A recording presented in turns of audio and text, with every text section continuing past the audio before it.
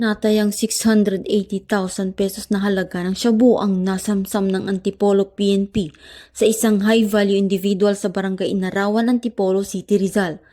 Kinilala ni Police Colonel Felipe B. Maragon, Provincial Director ng Rizal Police Provincial Office, ang suspect na si alias Jack, 32 years old, residente ng Antipolo City, Rizal.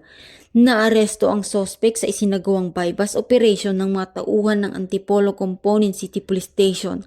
Nakumpiska mula sa suspect ang 4 na pirasong heat-sealed transparent plastic sachet at isang knot-tied transparent plastic na naglalaman ng hinihinalang shabu na tumitimbang ng higit kumulang 100 gramo at nagkakahalaga ng 680,000 pesos. Iba pang drug paraphernalia at isang pirasong 500 peso bill bilang budol money.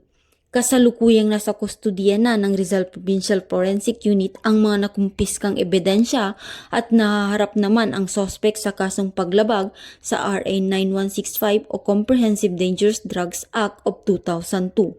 Ang kapulisan ng Rizal ay hindi titigil sa kampanya laban sa pagsugpo sa iligal na droga upang mapanatili ang kapayapaan at seguridad sa pagkamit ng isang bagong Pilipinas na ligtas mula sa iba't ibang uri ng kriminalidad. Mula dito sa Calabarzon, ako po ang inyong Police News Network Correspondent, Patrolwoman Maribik G. Bautista, alagad ng batas, tagataguyod ng balitang pulis.